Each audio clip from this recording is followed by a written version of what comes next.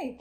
Good afternoon, everyone who's dialed in today. Thank you for dialing into this session, the final session of this year's Welsh Planner Live, which was organized by the RTPI Cymru and sponsored by Savills and Francis Taylor Building. So thank you very much to our sponsors and for everyone who worked really hard to organize this week's events. I think we can all agree that the ones that we've all dialed into have been very interesting and really, really well organized. So it's been a great week, and we are going to take time in this session today to share some reflections on the week and some ideas that we've all come up with for some next steps and sort of taking this inspiring week forward and seeing what we can do next.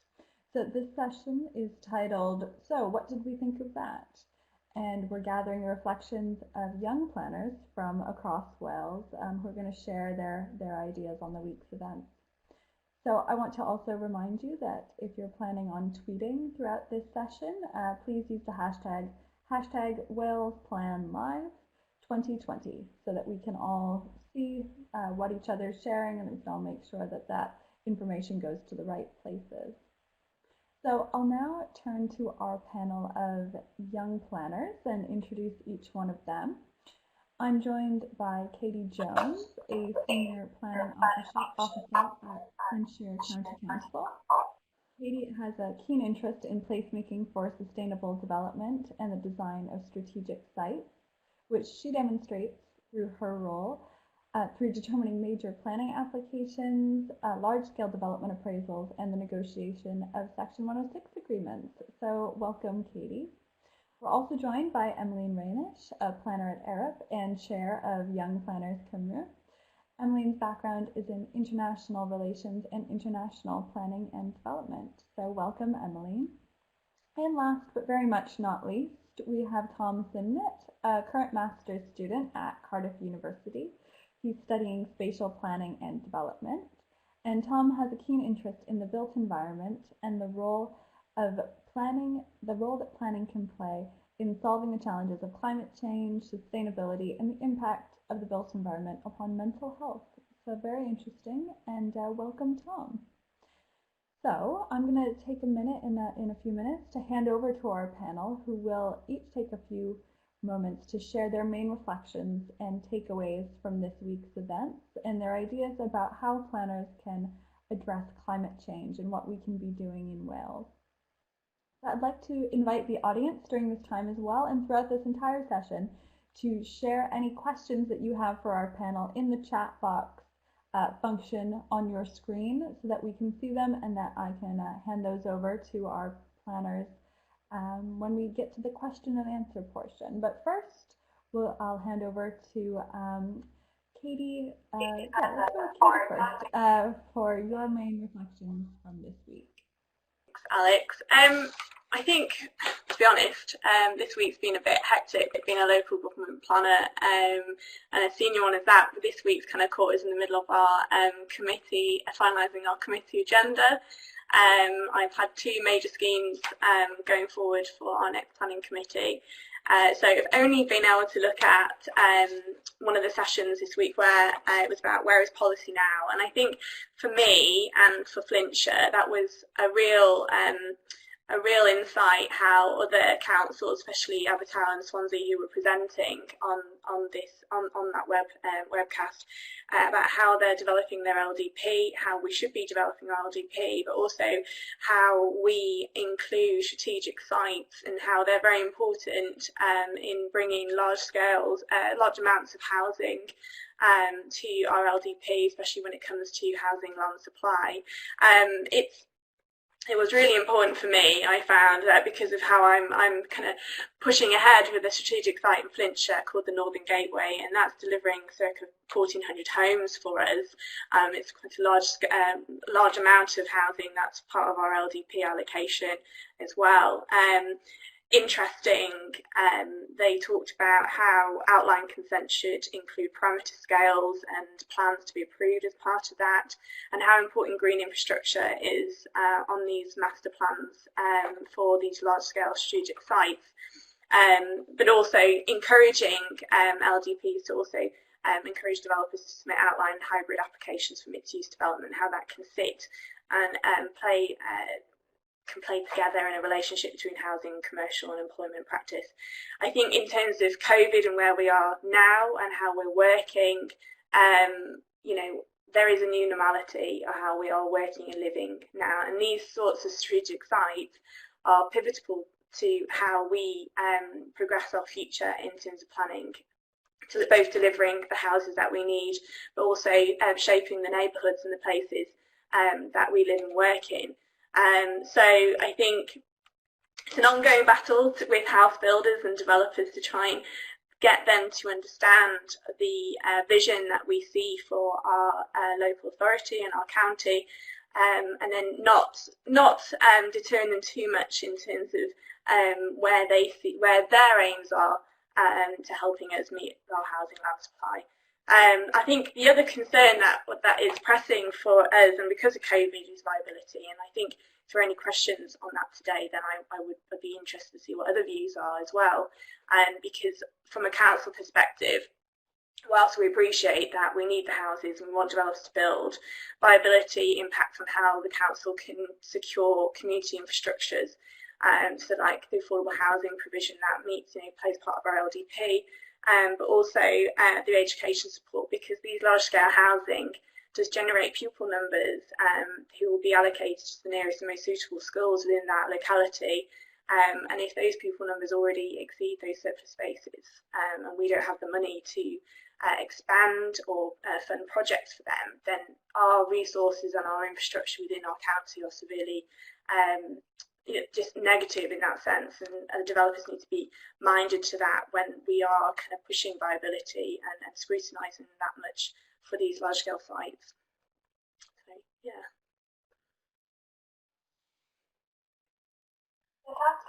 Fantastic, great. Thank you so much, Katie. All right, now let's turn to Emmeline. Emmeline, would you mind sharing some thoughts about the week's event? Thanks, Alex. Yeah, so I guess firstly, I just kind of want to echo what you said, that it has been a really good week, and to say thank you to Cardiff Cymru for organising and for inviting young planners to kind of come and speak today as well.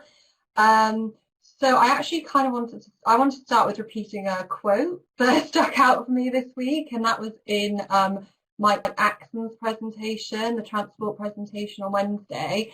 And this might not be a direct quote, but Mike said that the younger generations are dictating our pace of change and our issues, and the issue is climate. And obviously that stuck out for me for several reasons, not least of which because as a young planner that is quite a daunting prospect, because I think this week has brought to the forefront and highlighted the extent of the challenge we face in terms of taking climate action, and also really highlighted the importance of the role of planning and planners in facing that challenge as well. And that's in sort of a number of ways which have come through the week. So whether that's in crafting robust policy, promoting sustainable placemaking, and in decision making as well, for example, taking decisions which support low carbon or zero carbon development. Planning is so intrinsic in all of these sort of topic areas, and therefore it does come down to a lot to planning in terms of creating that Wales fit for the future. And obviously, as Katie mentioned, our biggest current challenge as a society at the moment is the COVID-19 pandemic. And this has really changed our lives in ways that were, completely unimaginable around 12 months ago. So although the pandemic obviously undoubtedly has had a really tragic impact on so many, I think a lot of the presentations this week have also demonstrated how this difficult time, how we can take it and kind of harness it as an opportunity to drive change for good. And it is an opportunity that we might actually never have again. So this stuck out to me in the presentation on Tuesday. I think Lorraine Whitmarsh told us that life changes create opportunities for habits to be broken. And obviously many of us are experiencing major life changes as a direct result of the pandemic. That's working from home, homeschooling, even really small things like not going to get that daily meal or, getting that coffee on the way to work. And actually, these changes, no matter how small or large, have brought into real focus on how much the environments in which we live, play and work are important to us and the ways in which we should protect them. So I think it's encouraging from this week that across Wales we are already seeing how potential opportunities kind of coming out of this adversity have been readily addressed to the benefit of our environment. So, for example, we're already seeing initiatives like the reallocation of road space in town and city centres and innovations in different ways of working. And I think it's also positive that this has been recognised by government, and that's evidenced through obviously the Welsh Government's publication of the Building Better Places, the Placemaking-led Recovery Plan, and also the Placemaking Charter, which was launched on Wednesday. So I think there are sort of these positive opportunities and potential behavioural shifts coming out of the pandemic, but I think we can't underestimate still the enormity of the challenge. So Barbara Cummings this morning highlighted that we shouldn't underestimate the length of time that climate change is going to be with us. It is a long-term problem, and I think that is pertinent to young planners. It's something that we're going to have to work with for the whole of our career. And so I think it's important for us to kind of make sure that any changes that are coming out of this time sort of stick, and that we continue to kind of champion that sustainable approach to the creation of communities and ensuring resilience in planning for the future.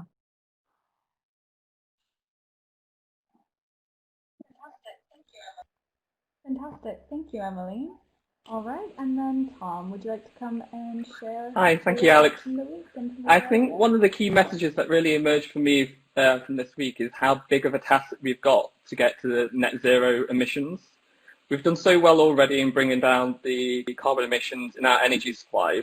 Like during lockdown, I think we went the longest period in history without actually burning any coal at all for energy.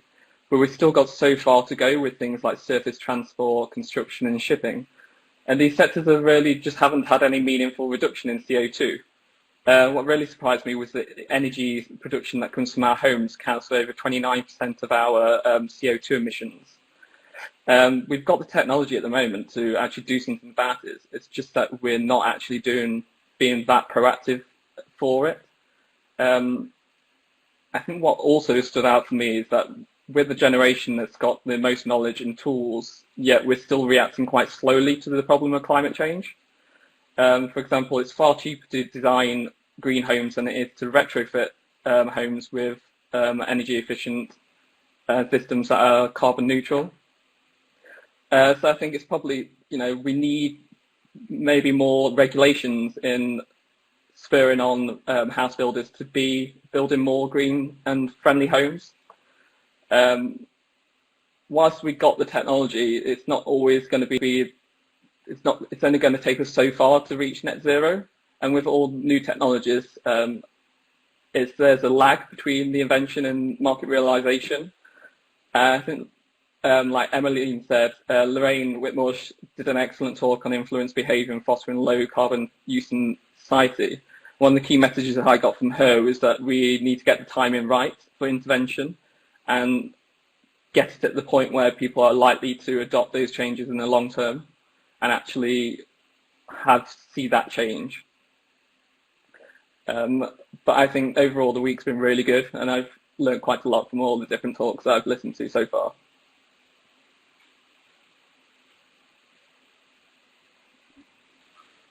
Excellent, fantastic. Yeah, it sounds like we've all taken away some interesting ideas from this week, and I think it's interesting to see that some common themes seem to have emerged, but also everyone has sort of different nuances from what they've taken away. So that's fantastic. I think hopefully we'll have some good discussion about it next.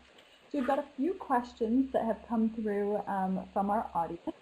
So I think we'll get started with one that's come through that says, as young planners, what one thing would you change with the current planning system? And I'll sort of bulk that one up as well with the idea that there are certain elements of the planning system I think we all feel can be extra challenging or perhaps outdated that we tend to bump up against, or we think if only it didn't have to be this way. So what do you think are those challenges, especially when we're looking at climate change and sustainability? of our future communities. Is there anything in particular that jumped out at that? So I don't want to put anyone on the spot, so I'll see if anyone volunteers, and if not, I'll have to be like a teacher and call on someone.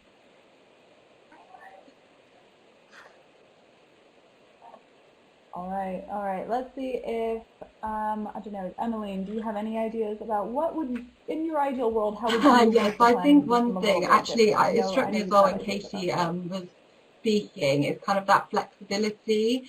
And I think particularly if we look more to kind of like those mixed use developments, co-creating neighbourhoods, I think the use of kind of hybrid planning permissions or having planning routes could be maybe used more. That's something that I think could work, well in kind of creating flexibility and kind of getting development off the ground, I suppose, and kind of, parts of development maybe more fully realised than other elements. So I think that's something. And then I think a lot of people, talk about kind of the speed of the planning system.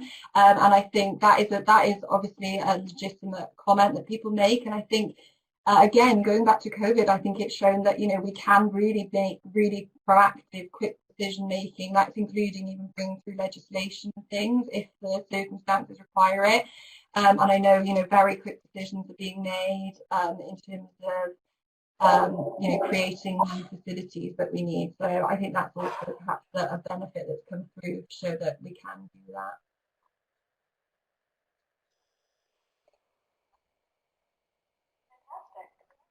Fantastic. Great. All right, Thom, Katie, any ideas? I think I'd kind of jump on the back of what Emmeline just said about the speed of planning. At the moment in Wales, either minor or major are all 8-week determination periods. In England, that's slightly different. You've got slightly longer, notwithstanding the fact if it's an EIA scheme, that regardless of that, you do have more time.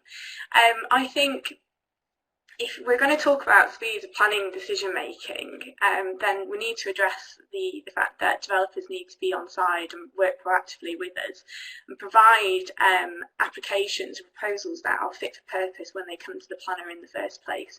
That would help the local authority stick to those target timescales, whereas we're in a situation now, although we have pre-consultation pack systems in place, which happens with very statutory consultees, and the public as a responsibility of the agent or the developer. That kind of is outside of that scope communication with the local authority. We do have pre-app planning services, but I think sometimes the requirements of the planning authority are sometimes ignored by developers, and they're challenged, and sometimes as a DM officer I feel like I'm dictated to by the developer and what they should be providing to us as an application. When we get the application, we find that there are proposal, especially if it's an outline, it's not in accordance with the outline consent. The parameter scales that were previously approved have kind of been unravelled and lost in that, and so a decision is going to take a lot longer than that 8 weeks. But also we're in a democratic situation where we have to have the political on side as well, because most of these schemes end up at planning committee. So if we don't have that political support, then that does again delay the time on those decisions being made by the local authority.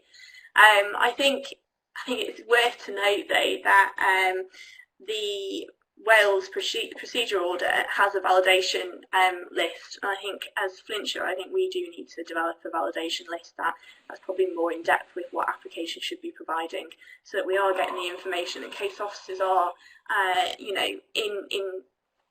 in possession of all the information before them when they come to making decisions, so they are more informed. And it's the same for planning committee members as well. If the officer doesn't have the information before then their committee report isn't going to be as robust, and it does cause issues for planning committee members to understand the situation or the proposal that's being asked of them, so that they've got to determine. So then you run the risk of applications being deferred at planning committee. I also think there should be some form of talk about how it's not always about the decision. Once the decision made by the LPA, there's that rest period between any actual, spade in the ground happening. So whilst developers will say that we've been slow at getting decision, they're also slow at getting those houses up.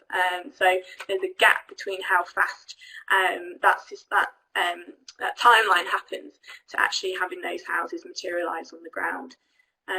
So yeah, I think validation, and I think a bit more proactive approach with having the planners on side with the developer, because at the end of the day we want the same outcome, especially for LDP allocations as well. So yeah, fantastic. No, some really great ideas. Thank you, Katie. All right, Tom, what I don't know. I think we need a planning system that starts building these green homes today and not down the road in the future. Like we know what we need to do to make these homes carbon neutral and emit less carbon, but why aren't we doing it now? We need the planning system to kind of address that issue and get house builders on side and get them building the homes that we need for the future today.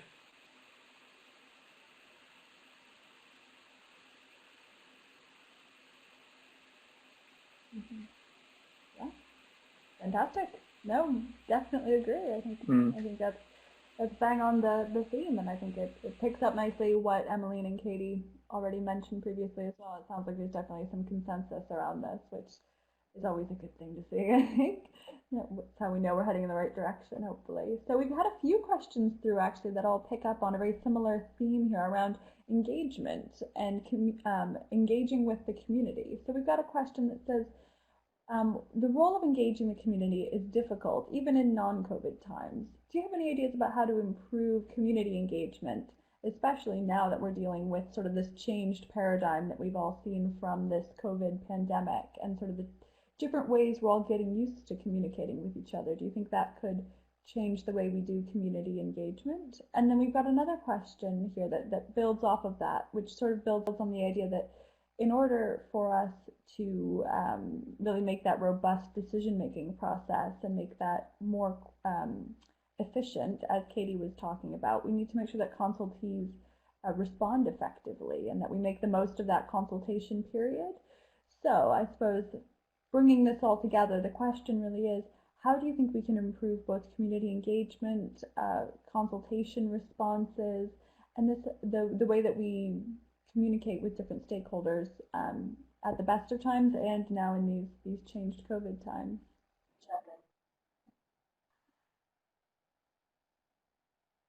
Feel free to jump in.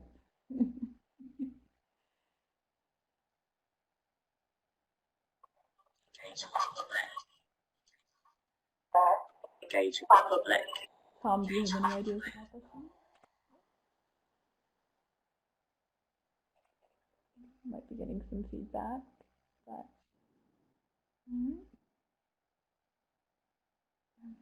Sorry. Yeah, I've had a problem with my mic then, sorry. That's a tricky one. I think maybe we got to make sure that community engagement reaches everybody. Not everybody wants to do it in the same manner and way that we're used to doing it. And I think what COVID's really shown us is actually people are so willing to do stuff over Zoom and Skype that maybe we need to start using that as in the process as well to build on that community engagement.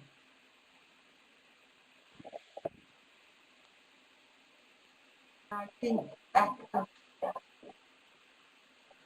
yeah, definitely, yeah. So utilizing these sort of virtual communication. Yeah, I think just echoing that really, I do think obviously during COVID it has presented opportunities for kind of different ways of consulting, and I know there's a lot of digital tools out there now that are being developed to kind of aid that. So whether that's sort of virtual consultation rooms, so people don't have to physically go out to reach the consultation, and I think that helps engage people that perhaps can't get out and about in their working day. I also have seen more on developer side, but it could be on both in terms of local authority consultation and developer consultation, the use of social media more.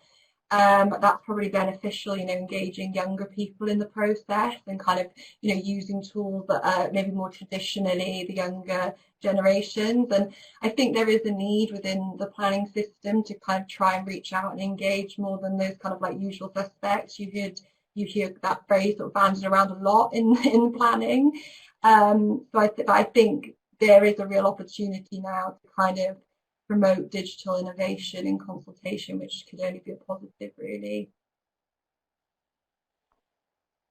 So I feel like that's not, I would say that they should replace traditional methods, because equally I think everything going online is not a good idea, because then you will disengage others. So I think there is that balance that needs to be struck, really.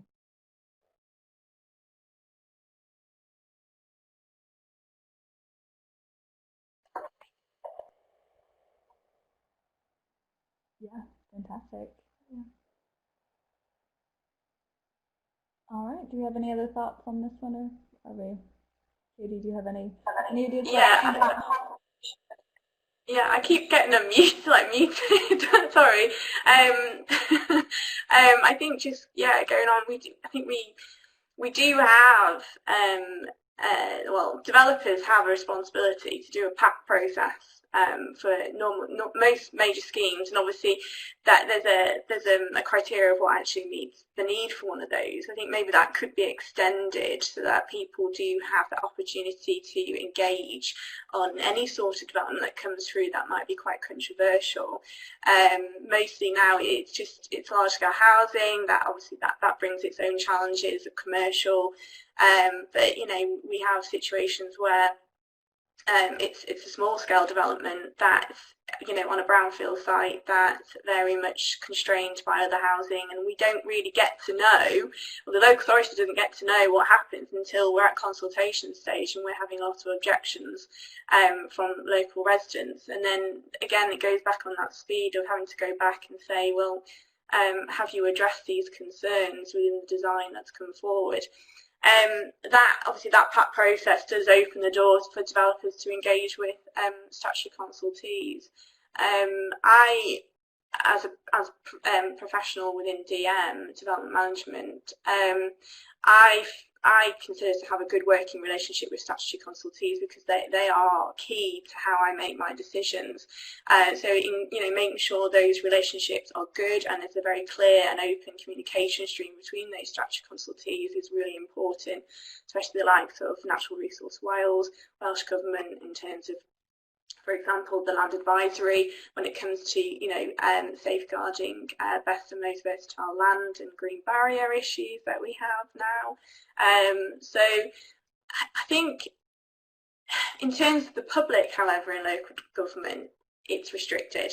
It is, because there's only so much that they can, that the planning officer can do without, it has to be that third party, it has to be biased in non-bias in that way, and not kind of taking sides. I think the consultee process is a bit old school, really, in terms of, we send out letters, we do press, we do site notice. That's the limit of our public engagement when it comes to a planning application coming through.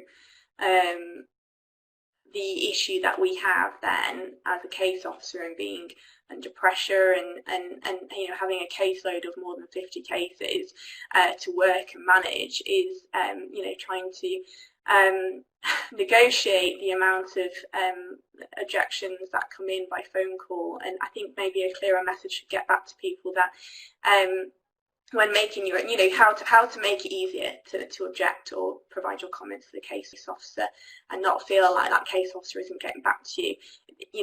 My issue at the moment is that they'll put an objection and they'll expect a response and have questions answered, and unfortunately the time constraints for that aren't there.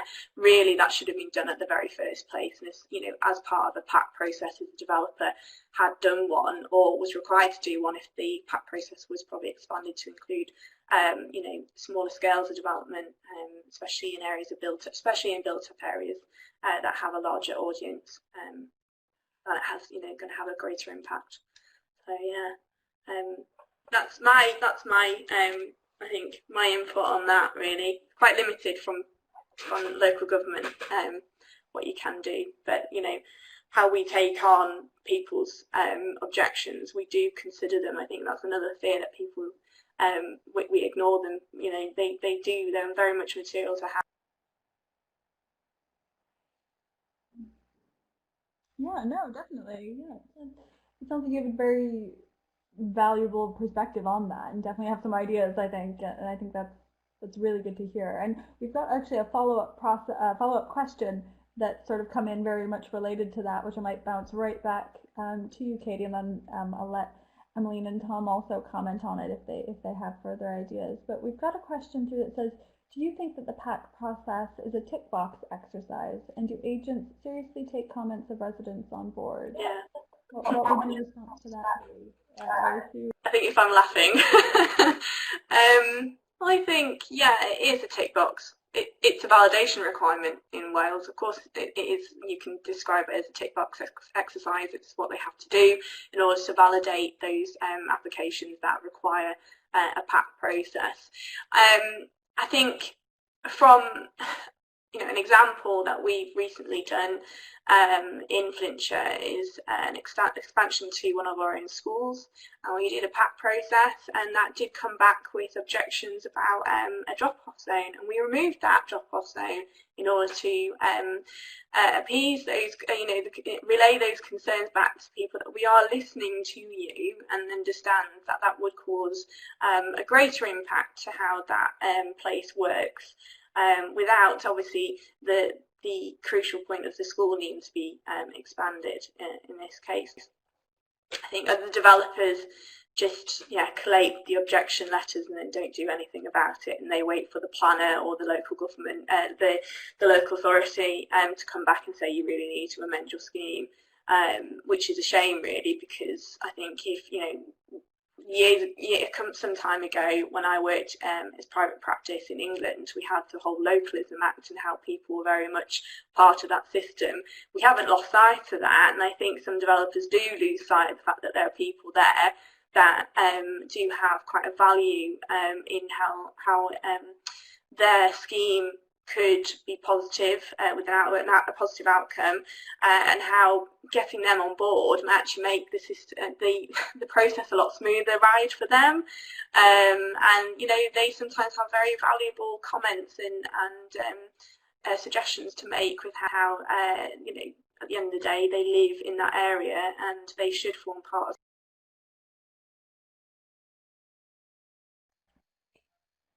Fantastic, thank you.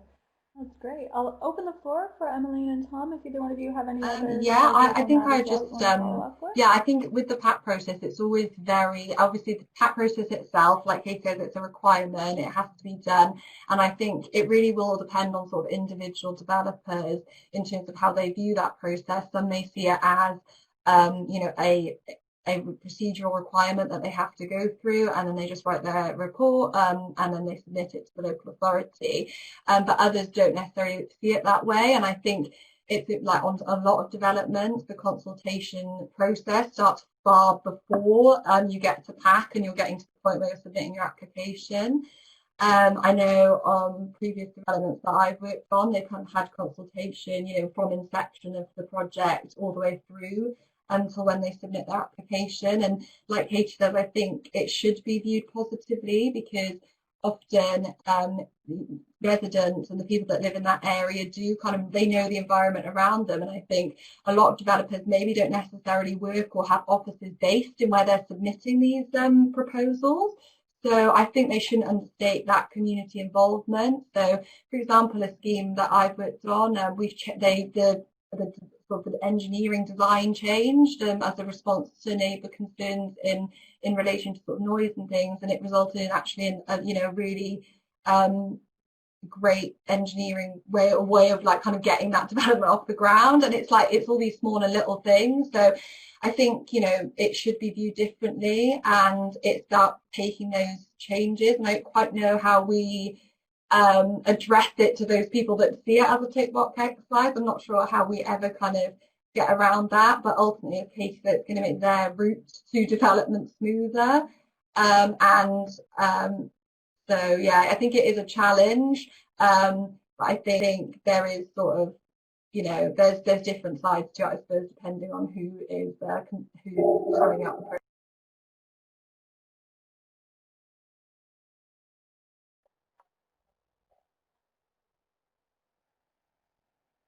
Fantastic, great, thank you. Yeah, I definitely agree. I think there's a lot of good complementary ideas there between you and Katie. I think we're picking up some good themes with that. And Thom, if you have anything you want to add about sort of the role of the local communities in feeding into that on both the planning decision making process and then, as Emily mentioned, in the design. Yeah, I think, you know, obviously local people know more about their local environment than what developers and house builders know. So it's really important to take on their views as well at that point, to kind of make that design even better, make that scheme better in the long run.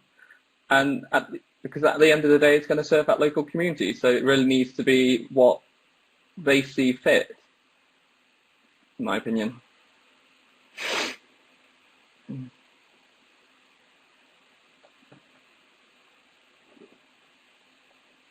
Yeah, absolutely. Yeah, that's where they live and they intend to continue living there. They're going to have to live with whatever gets built. So yeah, I absolutely think that's a very good point. All right, so we got a question through that I think is really interesting, and it picks up a point that Katie just briefly mentioned earlier about her experience previously working in England, where they have sort of a different legislative policy context. So the question is, what do you think is the most positive element of planning in Wales? What do we do well? And I'd say not just what do we do well, but what do we do differently? What's something unique in Wales that you think, yeah, this is great. This is something I'm really glad to be a planner in Wales. Obviously, we're quite a small nation, and I think that does play to, like, that has with it a strength. So, for example, we recently saw the NDF laid in the Senedd. Now that's a national level plan. It sets the strategic direction for all of Wales. And I think, you know, we have been able as a nation to kind of get that to, like, put that together.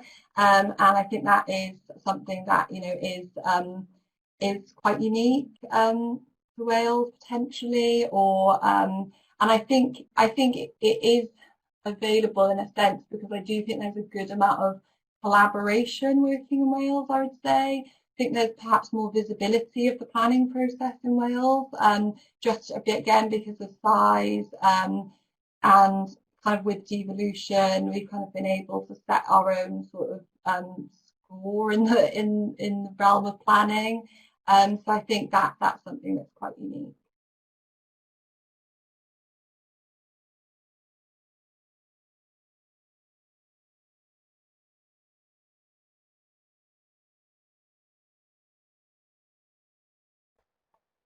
Great, thank you. All right, any other?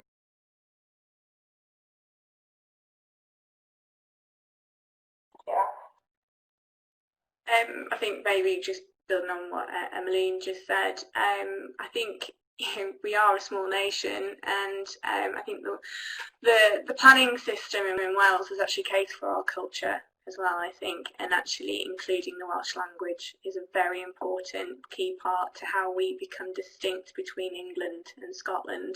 We have, you know, a responsibility to ensure that Welsh language survives, and obviously doesn't discriminate between people who do prefer to speak Welsh and remain in that cultural society. I think that is quite important that we continue to promote that and support that through the planning system, through, you know, supporting the survival of the Welsh language, and that's also going back to the PAC process, is making sure that bilingual opportunities are always provided. So I think that as unique to Wales is our language and our culture, and that is what we do good through the planning system, is including that and ensuring that the Welsh. I agree with what Emmeline says. The size of the country makes it, you know, one of the strongest things about the planning system. You know, we're able to help not help everybody, but serve everybody as best as we can. Whereas in England, it's, you know, the size is such big country, you know, you don't get that aspect as what you do in the Wales.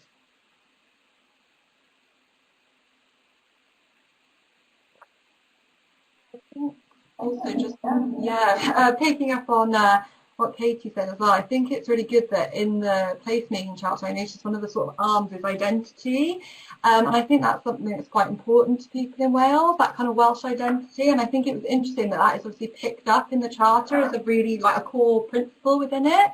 So I thought that was really, really interesting and positive, and also going to sort of like the Wellbeing Act, you've got a cultural Wales, and I think that's clearly something that is important to Welsh people, and I think it's really encouraging that that is picked up within our policy as well.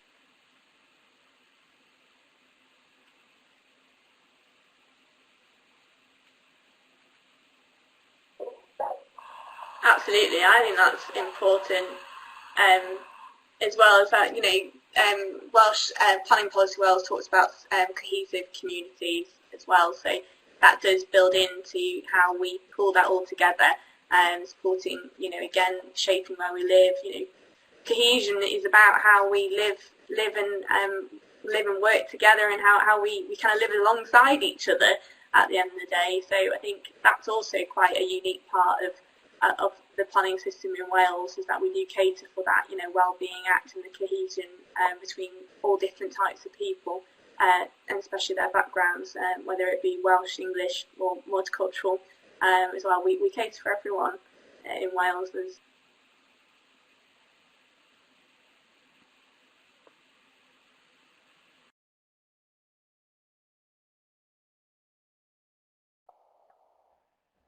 Yeah, absolutely. Yeah, I think this is really interesting, the theme of this idea of this linguistic and social sustainability and the impact of that, the Wellbeing of Future Generations Act, of course, in terms of climate change, which has been sort of the theme of this week's Wales Planner Live, but then also the other elements of that Wellbeing of Future Generations, so the economic and the social and cultural sustainability that we're talking about.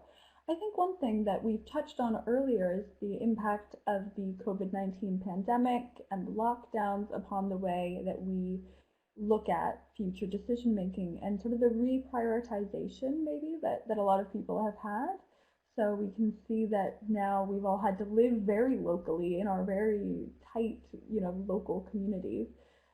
What do you think the impact of the COVID-19 pandemic might have in terms of not just low carbon futures, but maybe also these ideas about social sustainability or cultural sustainability? I know, you know, I'll say for me personally, a lot of my colleagues and friends who live in England, until all this lockdown started happening, they didn't realize quite how different the law would be in Wales. And so just seeing that actually we've all had different unique rules this whole time, actually it highlights that unique Welsh sort of identity and in the sense that things can be different here. Do you think that's something that, you know, we should carry forward as planners, looking at how we carry on this idea of the low carbon recovery, but maybe also like the socially sustainable recovery as well? Do you think there's space for that in the planning agenda?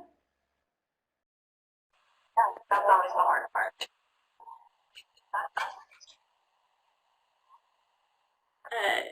Yeah, I suppose like what you just touched on, Alex, about how our movement has basically kind of limited to almost four walls at the very beginning of lockdown, especially with COVID. I think how it just goes back to the point of how we shape our community, how it caters for within the immediate area of how accessible things are. I think definitely in terms of building on strategic sites for the future, it's about, you know, community building. It's about shaping that neighbourhood that has safe places for people to and for their children and for people like to work and move about safely. It's about creating those green spaces that have the opportunity to function both, they have a variety of functions, both in terms of sustainability and climate change, you know, sustainable drainage systems, biodiversity enhancement opportunities, but also the public open space factor of actually encouraging people to actively you know, choose sustainable modes of transport, active travel arrangements, you know, moving about, you know, looking at after themselves, because if you know, one thing this COVID has brought about is if you're not fit and you don't look after yourself, you're becoming more susceptible to coming, you know, getting ill. And I think if we're healthy and we look after ourselves and our own well-being, both mentally and physically, then we reduce that susceptibility to becoming ill and you know, causing more impact on the resources that we have in terms of doctors. And I know in Wales we have a struggle, especially in North Wales, of securing GP practices, and trying to get an appointment with a GP is increasingly hard. But if we look after ourselves, then that reliance on that GP service or the pharmacies or the healthcare that we have in place would become a lot less, and would be more for emergency responsibilities if we take that more well-being approach to how we live our lives, especially in terms of working. I think Thom brought up about how we need to encourage the use of virtual meetings and engaging with people through that forum and method of communication. I think, again, reducing your carbon footprint. I've had situations where I've driven to Flintshire. I live in Denbighshire, so I drive about 25 miles to get to work, and I then have a meeting with someone who's travelled from Leeds or London to Flintshire, and I just think that's so unsustainable, because we increase that carbon footprint even more, not just talking about my own travel arrangements,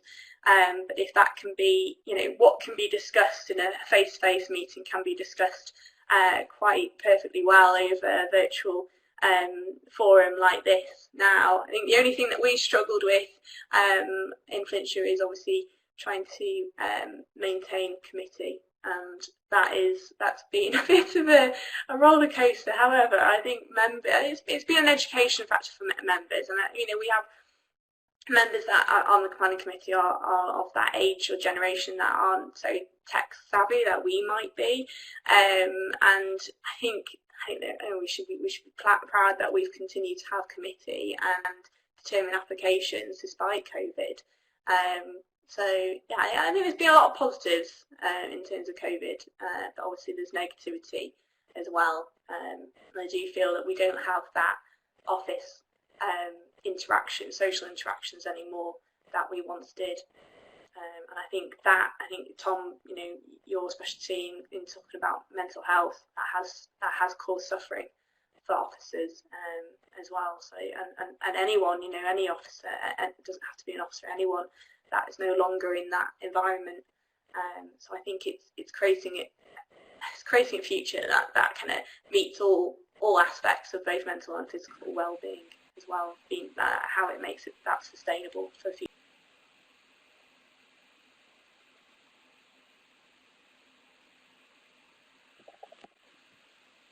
Well, yeah, fantastic. Thank you, Katie.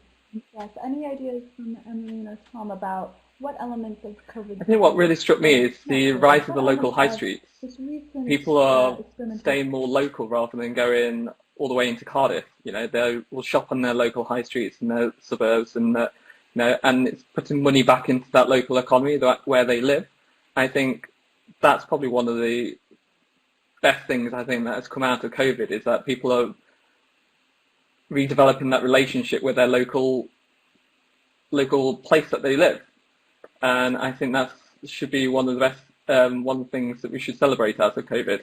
Although I do worry that sometimes maybe the high streets and the towns and the city centres, are they going to be impacted by this? You know, COVID, will people go back at Christmas to the big massive crowds that you get shopping? You know, how are we going to be able to sustain all those shops on the high street in the current conditions? It's very challenging.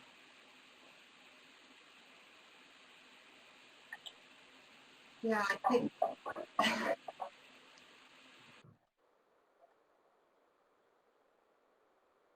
I think coming off the back of what Katie and Thom have both said, I think we really can't overstate this switch towards home working in a lot of environments and the impact that could have, and potentially the long-term impacts that it could have. And as young planners, that's something, you know, we will maybe potentially see the longer-term impacts of that. So, for example, I think there's already sort of been reports of switching, that people are looking where they live and think, actually, if I'm not going back to the office, I could go and live in my rural, you know, like that rural lifestyle that I've always wanted. I could have it now. And then it's, well, do we have the digital infrastructure in rural areas for people to be able to work from home? Does that change growth areas? Does that reprioritise, like Tom was saying, city centres? Should there be more residential in city centres rather than office spaces? There's so many spatial implications that are associated with people's lifestyle changes. And I think, you know, that is going to be something that over the long term we are, as planners, going to be seeing, and it'll be very interesting to see what the long-term impacts are, and in terms of transport, reprioritisation, local trips, active travel versus, you know, larger cross-border movements. It's all going to be very interesting, and it's something that we'll have to see where it goes. But I think there's differing views in terms of, will we snap back to normal, or will this be a new normal? And we'll have to see what happens. But I think there has been some social shifts that will take a long time. Well, they'll have long-term implications.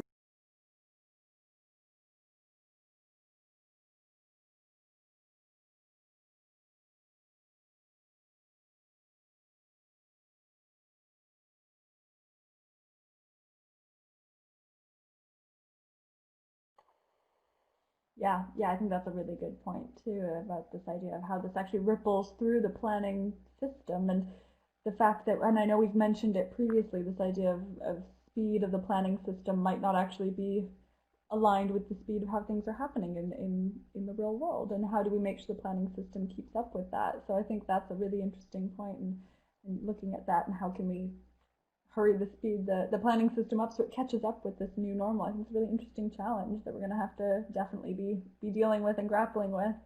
So we are almost out of time, and before I hand over to Simon Power, who's the chair of RTPI Wales, to finish up, we have one more question that I think, if we do as sort of a rapid fire question, and it lends itself to that quite well, and I just think it's a really interesting idea. It says, if you could write one new technical advice note, or TAN as we sometimes call them,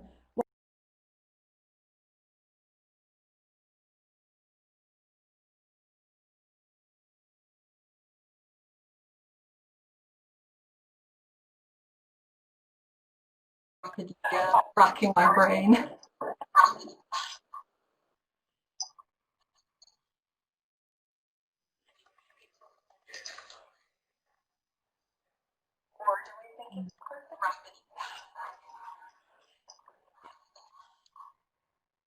I think maybe it's what we've all just touched on, really, about, you know, sustainable communities, cohesion, and how we can shape the immediate area that works better for us, rather than, you know, talking. Difficult, because from an LDP point of view, we've got to look from a strategic side and developing the whole county, shaping those settlements that work better. I think maybe it's an opportunity for a TAN to be, you know, guidance to be on how immediate neighbourhoods work, and how, you know, more to do maybe with design practices, how we encourage movement, how we encourage connection, and, you know, active frontages within schemes, that maybe developers might find that more helpful when they come to designing larger scale developments. You know, maybe a site-wide, you know, TAN that actually looks about design concepts as well, to include green infrastructure, the green corridors, the active travel that we've all spoken about, that actually, because when we look at these strategic sites, we actually forget that we are creating communities, and new communities as well. There might be not always people that live within the county, there might be people that come outside of the county and want to live within that. And I think if we have a guide TAN guide that actually talked about design principles. I know there is a TAN guide for design, but it is short on how we look at strategic sites and how those neighbourhoods can be shaped, especially when we're in crisis like this, when the more immediate access to facilities and spaces is more important. Internet as well probably might be a good one. Internet access. If we're going to go virtual, let's make sure that the whole county, the whole country has access to high-speed internet, because that helps businesses and people in employment as much as it would help people on a personal and hobby side of things. So.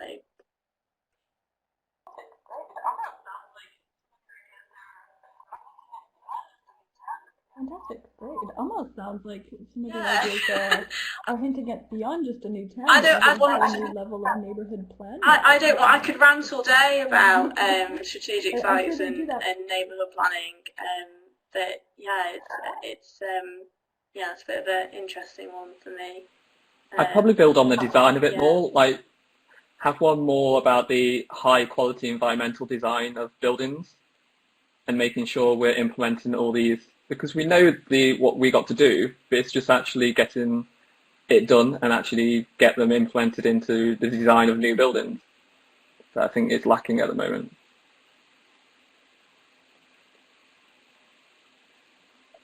Yeah, I think something around specifically sustainable integrated sustainability measures, maybe more specifically focused, I think would be, and sort of understanding, giving some people guidance on the multiple benefits of putting in, green infrastructure and renewable energy and all types of developments, I think would be really helpful.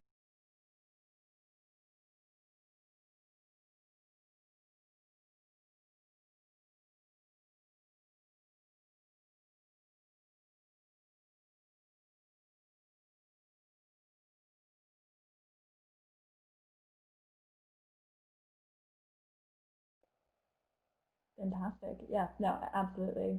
I agree. I think we've got some good ideas there, and it sounds like we've got some things we want to take forward. I think this whole discussion has been encouraging, but it sounds like we've got some young planners who have ideas, who have the fire lit underneath them and are ready to make some changes. And I think that's exactly what you want after a week of amazing events organized by RTPI Wales and the Welsh Planner Live. So I'm going to hand over now to Simon. Your mic's. We heard that in the last couple of days. Thank you all, first of all, for your panel debate. I have been listening in a slightly stalky way. It's quite odd, isn't it, when you drop into people's conversations like this? It's like spying on a sort of strange after-dinner party. It's been great. Thank you. And so, yeah, I've got this task of summing up the week. I have a few notes that I've made and Washina's made, but I think let's get the housekeeping out of the way first of all and thank all the speakers for the week, and in particular also to thank our sponsors again, Savills and Francis Taylor Building, and also to Drake Audiovisual and Adam, who's been quietly behind the scenes, particularly helping me out on a couple of the talks. So thank you, Adam. Well done. I mean, we just couldn't have done this without the professional help. Then in terms of the themes for the week, I think first of all there's something around how timely this week is. In no particular order, but this is Climate Action Week, as we heard. There was the Placemaking Charter, Placemaking Wales Charter, that was launched on Wednesday. The RTPI's own Climate Action Plan was launched on Thursday by Ian, and then of course the National Development Framework has been laid before Parliament this week. So there is this sense, as always, of things happening, and also we cannot ignore it. This week has seen another nervousness about COVID and another focus on what is happening and what that means for our towns and cities. We've also heard, I think, quite a lot around different technical areas and thematic areas, including transport, electric vehicles, biodiversity, retrofit. And I think if you think about the week, the way we sort of tried to choreography was we had a real sense at the beginning around the challenge, the data and evidence to support the work we do. And I think as the week went on, we began to see a bit more of a sense between the rhetoric and the reality and how big the scale of the challenge. I think on Tuesday, we had a strong sense from Professor Elaine Whitmarsh, who was in that talk, around this whole point around the degree of system and behaviour change that's needed. And I say this working for a firm of mainly engineers, engineering, technology can only play part of the story. So people and their behaviours, and we as planners and the spaces and environments that we create need to make it easy for people to play their part for climate change. But I think if we've heard one real sort of theme is how important localism is becoming, about how important our immediate 15-minute places, the homes we're living in, and how important those are to us, and getting those places right. And we have a lot of good guidance, and I think we're increasingly getting a good, strong idea of what good looks like. But it's applying that and delivering that, which is why, to some degree, the talk from Swansea on it was Thursday on the LDPs, it was important because it gave us an insight into how local authorities can be more proactive in providing the right enabling environment for good outcomes. But last but not least, I think, and it was summed up in the talk just now from the few of you, it was just really, it was a reminder for me this week of what makes Wales different and distinctive. Its policies, its scale, its community, and its ambition.